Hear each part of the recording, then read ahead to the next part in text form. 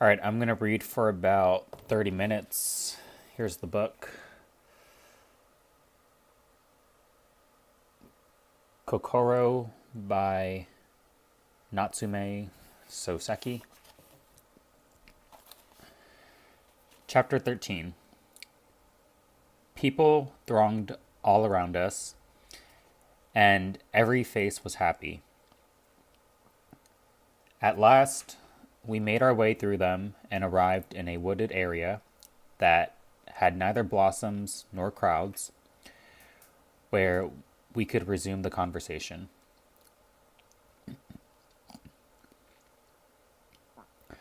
Is love really a sin? I asked abruptly. Yes, most definitely, Sensei said, as forcefully as before. Why? You'll understand soon enough. No, you must already understand it. Your heart is already restless with love, isn't it? I briefly searched within myself to see if this might be true, but all I could find was a blank. Nothing inside me seemed to answer his description.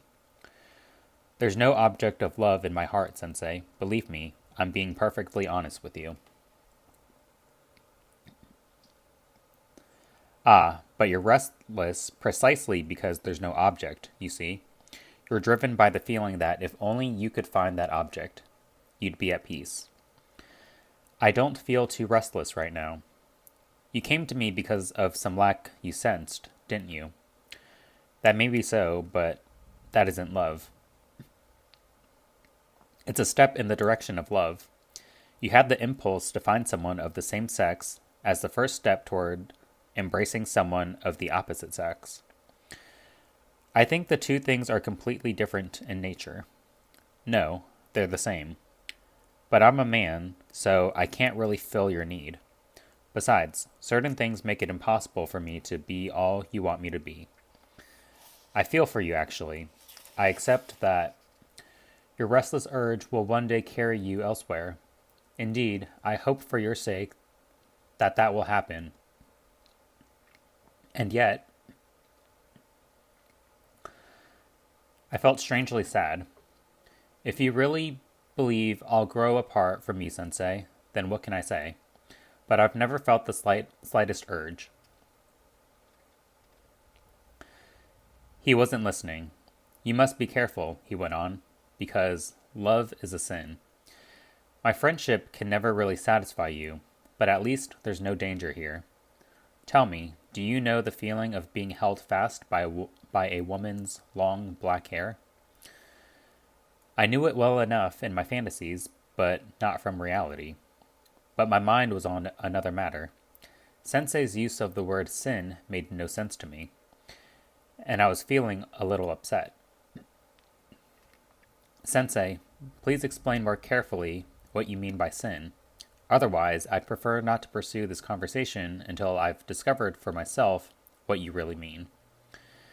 I apologize. I was trying to speak truthfully, but I've only succeeded in irritating you. It was wrong of me. We walked on quietly past the back of the museum and headed toward Ugui Sudani. Through gaps in the hedge, we caught glimpses of the spacious gardens, crowded thick with dwarf bamboo, secluded and mysterious. Do you know why I go every month to visit my friend's grave in Zoshigaya? Sensei's question came out of the blue. He knew perfectly well, what's more, that I did not. I made no reply. There was a pause, then something seemed to dawn on him. I've said something wrong again, he said contritely. I planned to explain because it was wrong of me to upset you like that. But my attempt at explanation has only irritated you further. It's no use. Let's drop the subject. Just remember that love is a sin, and it is also sacred. These words made even less sense to me, but it was the last time Sensei spoke to me of love.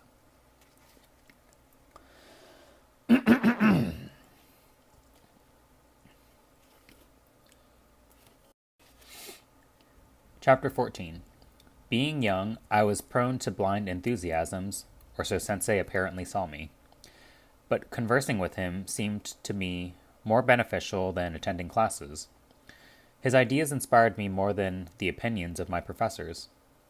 All in all, Sensei, who spoke little and kept to himself, seemed a greater man than those great men who sought to guide me from behind the lectern. You must not be so hot-headed, Sensei warned me. On the contrary, being cool-headed is what's led me to draw these conclusions, I replied confidently. Sensei would not accept that. You're being carried along by passion. Once the fever passes, you'll feel disillusioned. All this admiration is distressing enough, heaven knows, but it's even more painful to foresee the change that will take place in you sooner or later. Do you really think me so fickle? Do you distrust me so much? It's just that I'm sorry for you. You can have sympathy for me, but not trust it. Is that it? Sensei turned to look out at the garden, apparently annoyed. The camellia flowers that had until recently studded the garden with their dense, heavy crimson were gone. Sensei had been in the habit of sitting in his living room and gazing out at them. It's not you in particular I don't trust. I don't trust humanity. From beyond the hedge came the cry of a passing goldfish seller. Otherwise, all was silent. This winding little back lane, 2 blocks away from the main road, was surprisingly quiet. The house was hushed as always. I knew that his wife was in the next room and could hear my voice as she sat sewing. But for the moment this had slipped my mind. Do you mean you don't even trust your wife? I asked. Sensei looked rather uneasy and avoided answering directly. I don't even trust myself. It's because I can't trust myself that I can't trust others. I can only curse myself for it. Once you start to think that way, then surely no one's entirely reliable. It's not thinking that's led me here, it's doing. I once did something that shocked me, then terrified me. I wanted to pursue the subject further, but just then Sensei's wife called him gently from the next room. What is it? Sensei replied, when she called again. Could you come here a moment? She said, and he went in. Before I had time to wonder why she needed him, Sensei returned. In any event, you must not trust me so much, he went on.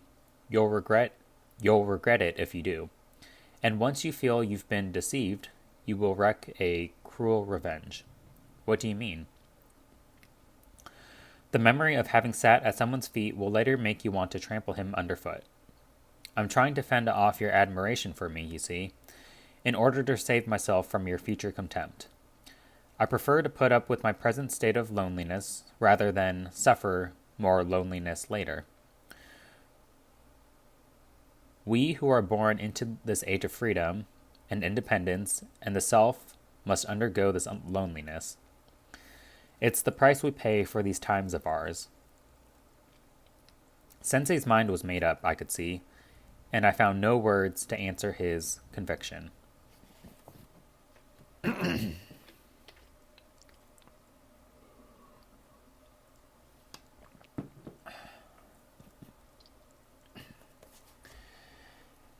Chapter 15. The conversation preyed on my mind later, every time I saw his wife. Was distrust Sensei's prevailing attitude toward her as well? And if so, how did she feel about it? On the face of it, I could not tell whether she was content. I was not in close enough contact with her to judge. Besides, when we met, she always appeared perfectly normal, and I almost never saw her without Sensei. Another question disturbed me too. What, I wondered, lay behind Sensei's deep trust of humanity? Had he had he arrived at it simply by observing his own heart and the contemporary world around him with a cool, dispassionate eye? He was by nature inclined to sit and ponder things, and a mind such as his perhaps naturally reached such conclusions. But I did not think that was all there was to it. His conviction struck me as more than just a lifeless theory or the cold ruins from some long dead fire. Sensei was indeed a philosopher, it seemed to me, but a potent reality seemed woven into the fabric of his philosophy. Nor was his thinking grounded in anything remote from himself, observed only in others. No, behind his convictions lay some keenly felt personal experience, something great enough to heat his blood and to halt his heart. All this was hardly speculation. Sensei had admitted as much to me. His confession hung in the air, heavy and obscure, oppressing me like a terrifying and nameless cloud. Why this unknown thing should so frighten me, I could not tell, but it unquestionably shook me. I tried imagining that a passionate love affair was in some way the basis for Sensei's mistrust of humankind. It would, of course, have been between Sensei and his wife. His earlier statement that love was a sin certainly fit this theory, but he had told me unequivocally that he could love his wife, that he loved his wife. In that case, their love could hardly have produced this state of near loathing of humanity. The memory of having sat at someone's feet will later make you want to trample him underfoot, he had said, but this could refer to anyone in the modern world, except perhaps Sensei's wife. The grave of the unknown friend at Zoshikaya also stirred in my memory from time to time. Sensei clearly felt some profound connection with this grave, but as close as I had drawn to him, further closeness eluded me, and in my efforts to know him, I internalized in my own mind this fragment of his inner life. The grave was dead for me, however. It offered no key to open the living door that stood between us. Rather, it barred the way like some evil apparition.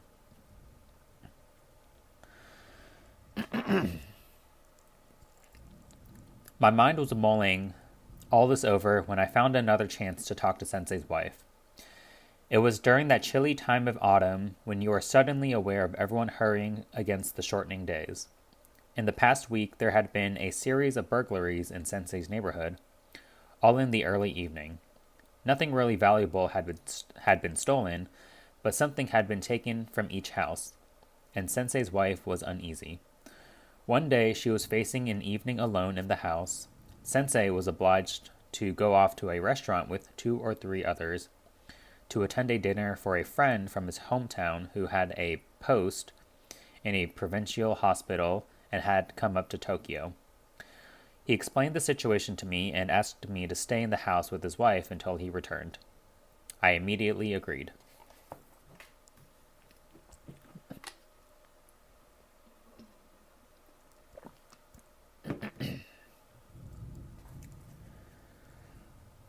Chapter 16. I arrived at dusk about the time the lights are beginning to be lit. Sensei, ever punctilious, had already left. He didn't want to be late, so he set out just a moment ago. His wife told me as she led me to the study. The room held a Western-style desk and a few chairs, as well as a large collection of books in glass-fronted cases. The rows of beautiful leather-bound spines glinted in the electric light. She settled me onto a cushion before the charcoal brazier. Feel free to dip into any book you like, she said as she left. I sat there stiffly, smoking, feeling awkward as a guest, left to while away the time until the master of the house returns. Down the corridor in the parlor, I could hear Sensei's wife talking to the maid. The study where I sat was at the end of the corridor, in a far quieter and more secluded part of the house than the sitting room where Sensei and I normally met. After a while, her voice ceased, and a hush fell on the house. I sat still and alert, half expecting a burglar to appear at any moment. About half an hour later, Sensei's wife popped her head around the door to bring me a cup of tea. "Good heavens," she explained, startled to find me sitting bolt upright with the formality of a guest. She regarded me with amusement. "You don't look very comfortable sitting like that." "I'm quite comfortable, thank you." "But you must be bored, surely." "No, I'm too tense at the thought of burglars to feel bored." She laughed as she stood there, the teacup still in her hand. "It's a bit pointless for me to stand guard in this remote corner of the house, you know," I went on. "Well then, do please come on into the parlor. I brought a cup of tea thinking you might be bored here, but you can have it there if you'd rather." I followed her out of the study. In the parlor, an iron kettle was singing on a fine big brazier. I was served Western tea and cakes, but Sensei's wife declined to have any tea herself, saying it would make her sleepless. "Does Sensei often go off to gatherings like this?" I asked. "No, hardly ever. He seems less and less inclined to see people recently."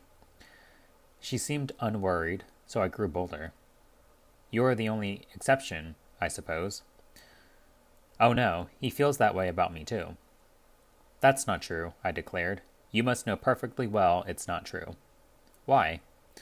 Personally, I think he's come to dislike the rest of the world because of his love for you." "You have a fine scholar's way with words, I must say. You're good at empty reasoning. Surely you could equally say that because he dislikes the world, he's come to dislike me as well." "That's using precisely the same argument."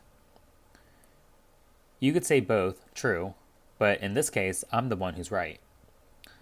"I don't like argumentation. You men do it a lot, don't you?" "You seem to enjoy it. I'm always amazed at how men can go on, happily passing around the empty cup of some futile discussion." Her words struck me as rather severe, although not particularly offensive. She was not one of those modern women who takes a certain pride in calling attention to the fact that she is intelligent. She seemed to value far more the heart that lies deep within us.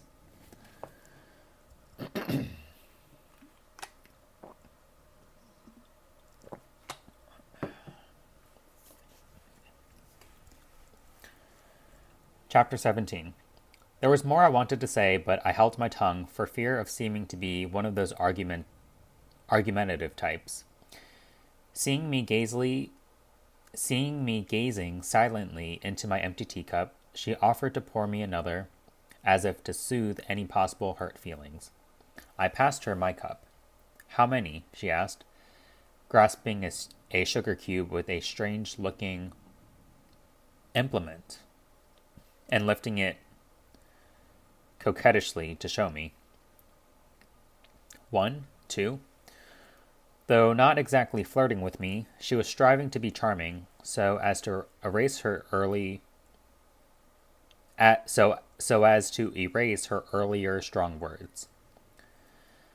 I sipped my tea in silence and remained mute once the tea was drunk. "You've gone terribly quiet," she remarked. "That's because I feel as if whatever I might say, you'd accuse me of being argumentative," I replied. "Oh, come on now," she protested. This remark provided us with a way back into the conversation. Once more its subject was the one interest we had in common, Sensei. "Could I elaborate a little more on what I was saying earlier?" I asked. "You may find it empty reasoning, but I'm in earnest." "Do speak then." "If you were suddenly to die, could Sensei go on living as he does now?" Now, how could I know the answer to that? You'd have to ask the man himself, surely. That's not a question for me to answer. But I'm serious. Please don't be evasive. You must give me an honest answer. But I have. Honestly, I have no idea. Well then, how much do you love Sensei? This is something to ask you rather than him, surely. Come now, why confront me with such a question? You mean there's no point in it? The answer is obvious? Yes, I suppose that's what I mean. Well, then, if Sensei were suddenly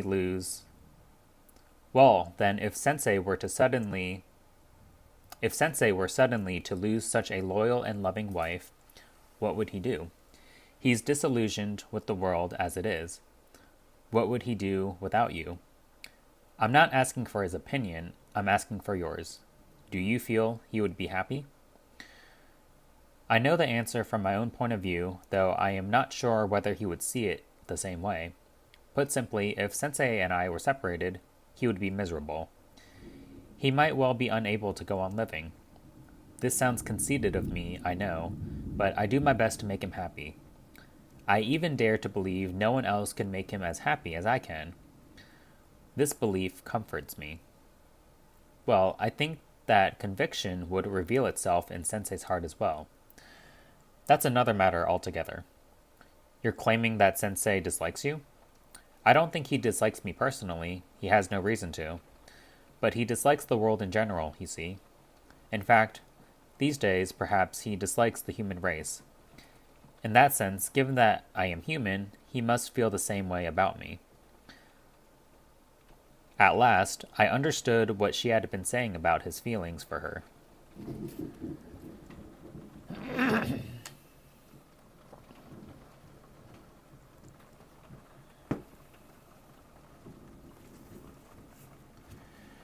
Chapter 18.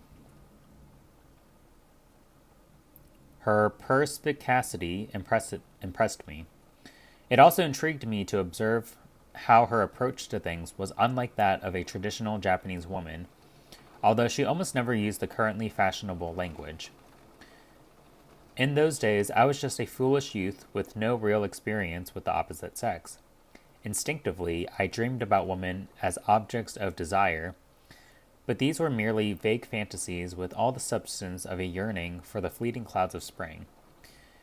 When I came face to face with a real woman, however, my feelings sometimes veered to the opposite pole, rather than feeling attracted to her. I would be seized by a strange repulsion. But I had no such reaction to Sensei's wife. I was not even much aware of the usual differences between the way men and women think. In fact, I forgot she was a woman. She was simply someone who could judge Sensei honestly, and who sympathized with him. Last time you said something, I began, when I asked why Sensei doesn't put himself forward more in the world. You said he never used to be like that. I did, and it's true. He was different once. So what's he like? He was the sort of strong, dependable person you and I would both like him to be. Why did he suddenly change then? The change wasn't sudden, it came over him gradually. And you were with him all the time it was happening? Naturally. We were married. Then surely you must have a good idea of what brought about that change. But that's just the problem. It's painful to hear you say this because I've racked my brains, but I just don't know. I don't know how many times I've begged him to talk about it. And what does he say? He says there's nothing to talk about and nothing to worry about. It's simply that this is how he's turned out. That's all he'll say. I did not speak. Sensei's wife also fell silent. There was no sound from the maid's room. All thoughts of burglars had vanished from my mind. Then she broke the silence. Perhaps you think it's my fault? Not at all. Don't feel you have to hide anything, please. It would be like a knife in the heart to have such a thing thought of me, she continued. I'm doing all I can for him. I'm doing my very best. Please don't worry. Sensei knows that. Believe me, I give you my word.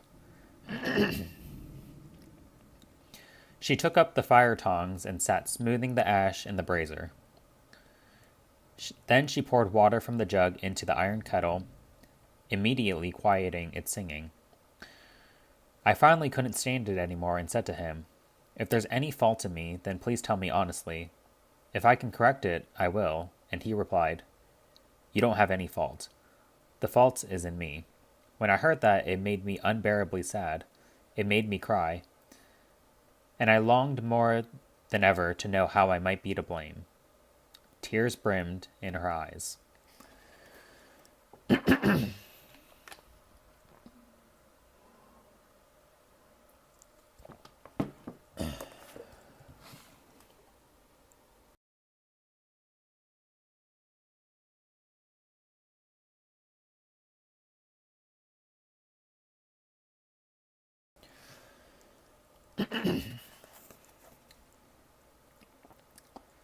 Chapter 19. At first, I had thought of Sensei's wife as a perspicacious woman. But as we talked, she gradually changed before my eyes, then my heart, rather than my mind. Then my heart, rather than my mind, began to respond to her. Nothing, it seemed, troubled her relationship with her husband. Indeed, what could? And yet something was wrong. But try as she might to learn what the problem might be, she could find nothing. Precisely, this made her suffer. At first she had thought that since Sensei viewed the world through jaundiced eyes, he must view her in that way too. But that answer failed to convince her. In fact, she thought the opposite must be true, that his dislike of her had set him against the world at large. Search as she might, however, she could find nothing that really confirmed this hypothesis. Sensei was in every way a model husband, kind and tender, so she lived with this kernel of doubt sewn away in her, below the daily warmth that flowed between them. That evening she brought out her misgivings and laid them before me. "What do you think?" she asked. "Do you think he's become like this because of me, or is it because of what you call his outlook on life, or some such thing? Tell me honestly." I had no intention of being dishonest with her, but I sensed that the root of her problem was something I could not know, and so no answer that I gave could possibly satisfy her. "I really don't know," I replied. Her face briefly registered the unhappiness of one whose hopes had been dashed. I quickly went on. "But I can guarantee that Sensei doesn't dislike you. I'm only telling you what I heard from his own lips. He's not a man to lie, is he?"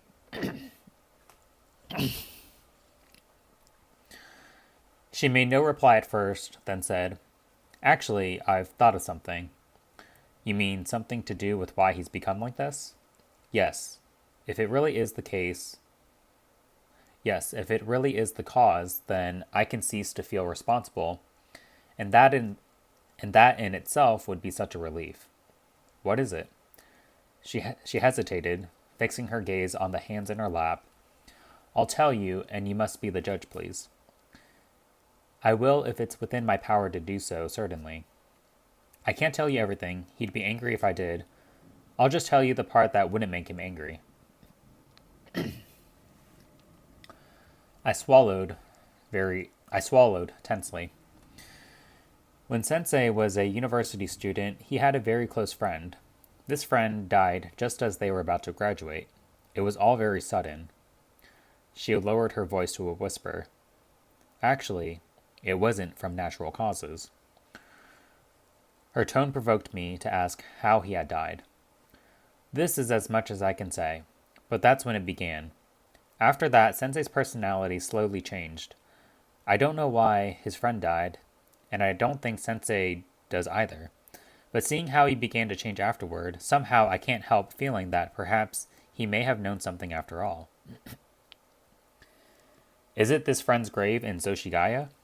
I'm not to speak of that either. But tell me, can someone change so much with the loss of a single friend? That's what I want. That's what I so long to know. What do you think? On the whole, I tended to think not. Think not.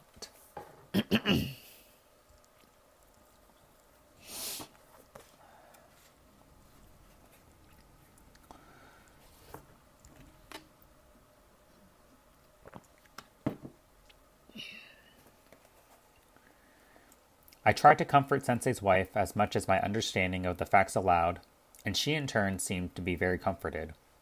We continued to mull over the question of Sensei together, but I was unable to grasp the real source of the problem. Her distress grew out of the vague perplexity and doubts. She didn't know much about what had happened, and what she did know she could not reveal to me fully. Thus were comforter and comforted equally at sea, adrift on the shifting waves. Lost as she was, she clung to what frail judgment I could offer. At around 10, when Sensei's footsteps sounded in the entrance hall, she rose to her feet, all thoughts of me and our conversation seeming instantly forgotten. She was there to greet him as he slid open the lattice door, leaving me to follow her out. The maid, who must have been dozing in her room, failed to appear. Sensei was in rather a good mood, but his wife was even more vivacious. I gazed at her, astonished at the change. Her beautiful eyes had recently shone with tears, and her fine brow had been furrowed with suffering. Surely it had not been deceit, yet one could be forgiven for wondering if her earlier conversation had been a mere feminine ploy, a toying with my feelings. I was not inclined to be critical, however. My primary feeling was relief at seeing her instantaneously brighten. After all, I decided, there was no real need to worry about her. Sensei greeted me with a smile. "Thank you very much," he said. I trust no burglar appeared." Then he added, "You must have felt the exercise was a bit pointless if no one broke in." "I do apologize," his wife said to me as I was leaving. Her tone made me feel this was less an apology for taking up my precious time than an almost humorous regret for the fact that there had been no burglar. She wrapped the cakes she had brought out with the tea and handed them to me. Slipping the package into my kimono sleeve, I set off, winding hurriedly through the chilly, largely unpeopled lanes toward the bright and lively town. I have drawn the events of that night from deep in my memory because their details are necessary to my story now. At the time, however, as I headed for home with her cakes tucked into my sleeve, I was not inclined to think much about the conversation that had taken place that evening. The next day, after morning classes, when I returned to my lodgings for lunch, my eyes fell on the little parcel of cakes lying on my desk. I immediately unwrapped it, picked up a piece of chocolate-coated sponge cake, and popped it into my mouth. And as my tongue registered the taste, I felt a conviction that, when all was said and done, the couple who had given me this cake was happy. Autumn ended uneventfully, and winter arrived. I came and went as usual from Sensei's house, and at some point I asked his wife if she could help me take care of my clothing. Around this time, I began to wear rather better clothes. She kindly assured me that it would be a fine opportunity to alleviate the boredom of her childless life. She remarked that a garment I had given her to mend was of hand-woven cloth. "I've never worked with such a good material before," she said, "but it does make it hard to sew, I must say. The needle just won't go through. I've broken 2 already." From all her complaints, however, she did not seem to resent the work.